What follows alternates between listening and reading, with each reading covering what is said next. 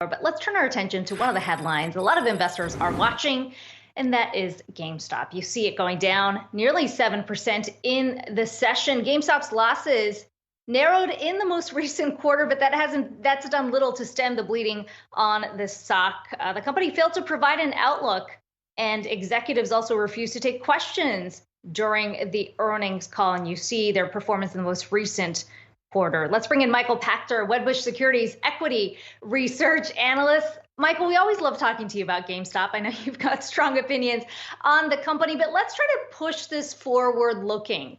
The losses did narrow. That seems to point to a good sign for where the company is going.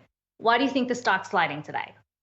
You know, I've been street high with my earnings estimate for at least a couple of years.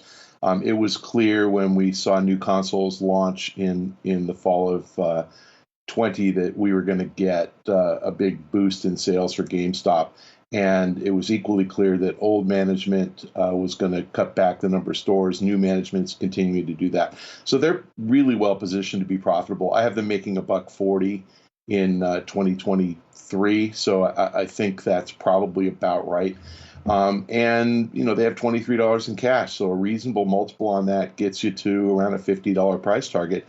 The stock's trading at a multiple of that. So investors somehow either believe that they're going to more than double their sales, and I don't know where that growth's going to come from, or they're going to quadruple their operating margin. And I don't know how anybody believes that GameStop's going to be the best retailer on the planet generating 10% operating margins. So, you know, there's a lot of faith in Ryan Cohen, and he's obviously accomplished a lot. He's picked a really good management team, and maybe there's a strategy there. But, you know, if they told us the strategy, they'd have to kill us. So I think investors are selling off the stock today because they promised this strategy back in January, and this is the third consecutive earnings call that they failed to deliver one. So we don't really know what it is. I'm beginning to suspect there isn't one. The strategy is be like Amazon, and God bless them. I hope they make it.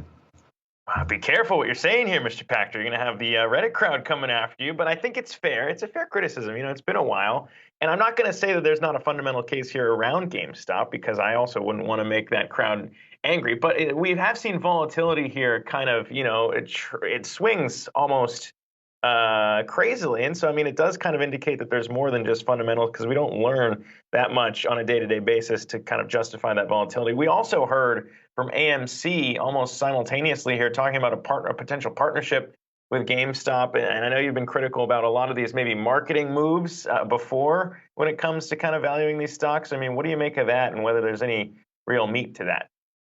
Well, first of all, props to Adam Aron. I think he's an excellent CEO at AMC.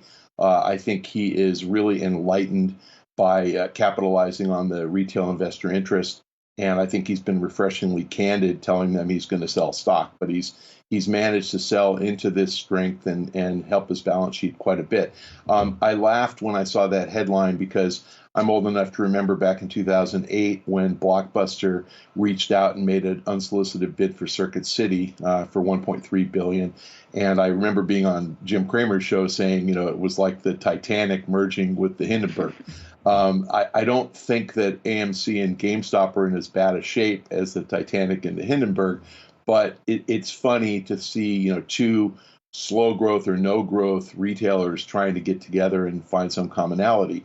And I doubt it will go anywhere. And frankly, I think Ryan Cohen is as much he's confident enough that he doesn't think he needs anybody else to help him with the strategy. So I don't see that going anywhere.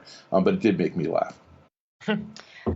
Michael, when you think about the performance of GameStop, obviously off of the highs that we saw in January at the height of the meme trade, but it's still at $184 a share. And I know you've got pretty low. You had a pretty low target the last time we spoke to you. How much lower do you think it goes? And it's really about, like you said, that the company is just not offered a strategy for moving forward and pushing growth beyond what it has been, which is stagnant. Well, you know, my $50 target applies a Best Buy multiple. And Best Buy right now is best in class of kind of slow growth, no growth retailers. Nobody thinks Best Buy is going to dominate and take over from Amazon, but they're definitely doing a great job of, with a really strong service offering. And it trades at about a 19 multiple plus cash. So I apply that to GameStop, I get to $50. You could convince me that Ryan Cohen was going to double earnings and I could maybe get to 85. Triple earnings, I could get to 120, but I just can't get up here. I don't know how he's going to generate $10 a share in earnings to justify a $185 share price. So it's not happening. And again, maybe he'll surprise me. He'll give us a strategy. He won't have to kill us. And it'll be brilliant. And we'll say, my God, they're going to take over the world. Great. Let's hear it.